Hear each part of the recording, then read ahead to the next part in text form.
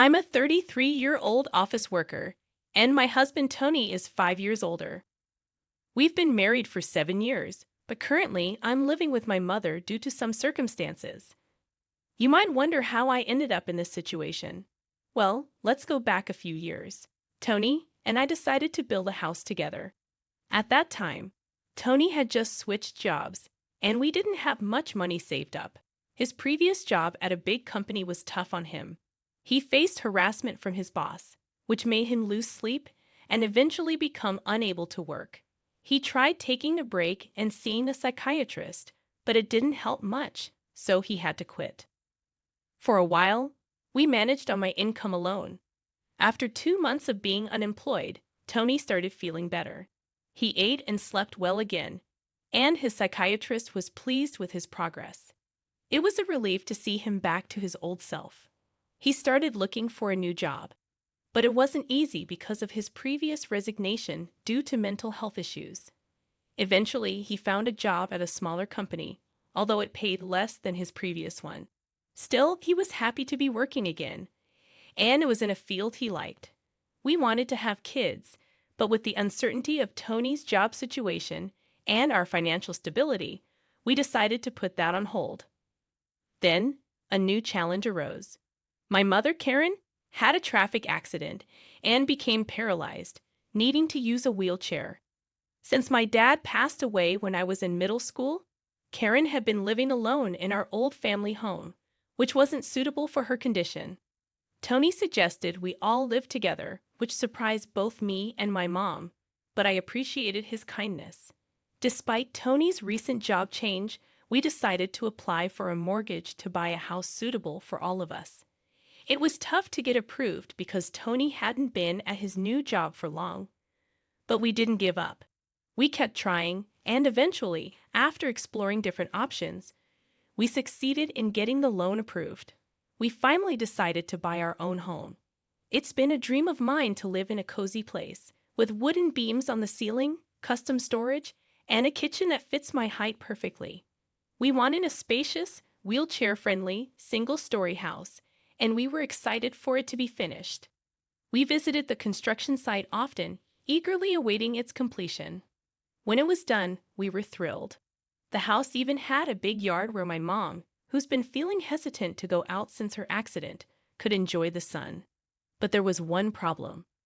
The land where we built our house was a gift from Tony's grandfather, who loved him dearly. Sadly, he got diagnosed with cancer, and he decided to divide his assets among his family. Tony got the biggest plot of land, but it was just a short walk from his family's home. When we told them my mom would be moving in with us, Tony's sister and mother weren't happy. They made hurtful comments, saying awful things about me and my mom. But Tony stood up for us, saying it was his grandfather's wish for us to have the land. Tony's family can be really mean sometimes, but Tony himself is kind-hearted. He always says he learned from their bad behavior. To me, he's like a beautiful flower growing from mud. Tony's grandfather also gave land to Tony's sister, although smaller, but it came with a parking lot that brings in good income. I would have preferred that, but I'm grateful for what we received. Thanks to Tony's grandfather, we could build our house without worrying about the land cost. It made a huge difference when getting a loan. After the house was finished, we invited Tony's family over. During construction, we found out that Tony's family had been visiting the house without our permission. They showed up late, with no apology, claiming it was kind of like their house too because of Tony's grandfather's connection. They even walked in with muddy shoes, ignoring the slippers we provided. The atmosphere was tense from the start, and they came empty-handed. They toured the rooms, and when they saw my mom's spacious room, my mother-in-law declared she wanted to live there. Then she made insensitive comments to my mom about her accident, implying it was a stroke of luck to move from her old place to our nice house. I was furious, but before I could say anything, Tony spoke up. He called out their rude behavior, demanding an apology. Instead of apologizing, they turned on us, accusing Tony of being arrogant for standing up to them. They even insulted me, calling me a jinx. Tony didn't back down. He firmly confronted them, refusing to tolerate their disrespect. They looked frustrated, but Tony stood his ground. As the tense situation unfolded, my mother, who had been silently observing, apologized with a regretful expression. She explained that she's living with us because of an accident she had, and she genuinely appreciated Tony's kindness. Feeling guilty, Tony's mother and sister left, shooting us nasty looks. Later, my mom apologized to Tony for upsetting his family, expressing regret for the incident during the housewarming party. Tony, being the compassionate person he is, apologized back, acknowledging their lack of decency. Despite the rough start, my mom felt grateful to be living with us. 4 months passed, and we started settling into our new home. My mom began to smile more, and our neighbors, who knew Tony since childhood, were kind to us. But then, I received a call at work. Tony had collapsed at work. Rushing to the hospital, I hoped for the best. But the sight of Tony hooked up to tubes shattered me. The doctor's grim prognosis left me numb. Despite my prayers, Tony didn't make it. He passed away suddenly. In my state of shock, my mother and sister-in-law showed up, hurling accusations at me. They insinuated that I had something to do with Tony's death, calling me a jinx like my mom. I was too devastated to respond. My mom arrived distraught, and seeing her tears finally allowed me to cry too. Amidst our grief, Tony's mother declared she never wanted to see us again, blaming me for her son's death. With heavy hearts, we arranged Tony's funeral, mourning the loss of a beloved husband and son. We went to the funeral home, still in disbelief over Tony's sudden death from a subarachnoid hemorrhage. He had seemed perfectly fine that morning. When I informed my mother-in-law about the funeral schedule, she surprised me by saying she wouldn't attend because Tony always sided with us. She also mentioned her daughter wouldn't come either. At the viewing, many of Tony's colleagues and friends showed up, but neither my mother nor my sister-in-law and her husband were there. It was shocking, but it seemed to fit their character. Still, many people attended the funeral, showing how much Tony was loved. It was comforting to spend time with those who genuinely missed him. After Tony's death, I received an inappropriate email from my mother-in-law, asking about the life insurance money. I ignored it, unable to deal with such matters. When we returned home, we noticed a light on in the house, despite us turning everything off before leaving. Entering cautiously, we found my sister-in-law and her husband there, claiming they were taking over the house. They had sold our belongings and replaced them with their own, considering our things bad luck since Tony had used them. Their callousness stunned us. They even casually mentioned selling our belongings and seemed unfazed by our shock and anger.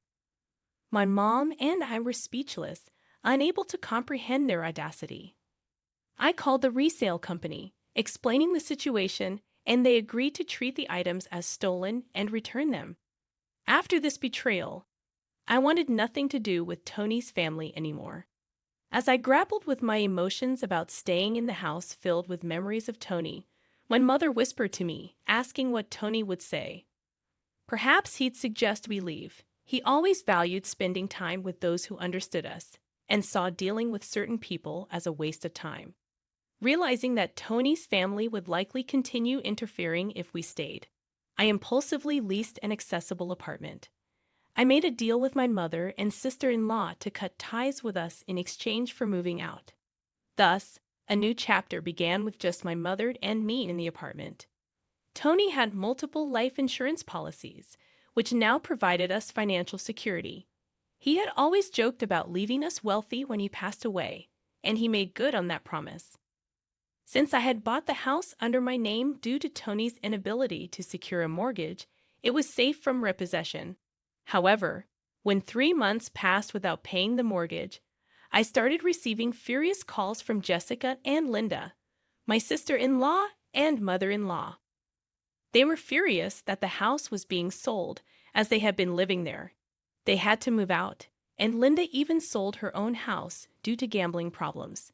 Despite their pleas for money and reconciliation, I decided to cut ties with them completely. With the help of a lawyer, the house was sold without much trouble, providing us with a moment of relief. With the money Tony left us, my mother and I planned to find a new, smaller home where we can prioritize security and start afresh. We settled on a condominium with minimal noise disturbance, ready to move forward with our lives without the chaos and toxicity of Tony's family. I remembered something Tony always said when we were building our home, that people can draw energy from the sun. With that in mind, he created a spacious courtyard for my mother-in-law to enjoy her hobby of reading in the garden without feeling self-conscious. So, when looking for a new place, I searched for a condo with a large balcony where she could enjoy her coffee and her books. Although our new condo is smaller than our previous home, it still has enough space for the furniture Tony carefully chose. With the money from selling the house, I was able to buy a luxurious condominium with top-notch security, which would surely put Tony's worrying mind at ease. Meanwhile, rumors about my in-laws' situation started circulating among our old neighbors. My mother-in-law and sister-in-law's family were left homeless, even trying to borrow money from neighbors with no success. Eventually, they ended up in public housing but continued to face troubles due to their stubbornness. They caused disturbances in the neighborhood, like having loud arguments and even having a barbecue on their small balcony, which shocked the locals. My sister-in-law's husband had left a while ago, leaving her and Linda, my mother-in-law, to live together in a noisy environment. In contrast, my mother and I enjoyed a peaceful life in our new home. Despite both being two-member households, the neighbors rallied together to try to get my in-laws evicted due to their disruptive behavior. It's a clear example that causing trouble won't win you any favor anywhere. I just want to live peacefully and quietly, away from the embarrassment of my estranged family. I believe Tony is watching over us. So from now on, I'll live my life without causing trouble to others and strive to live not just for myself, but also for Tony's memory.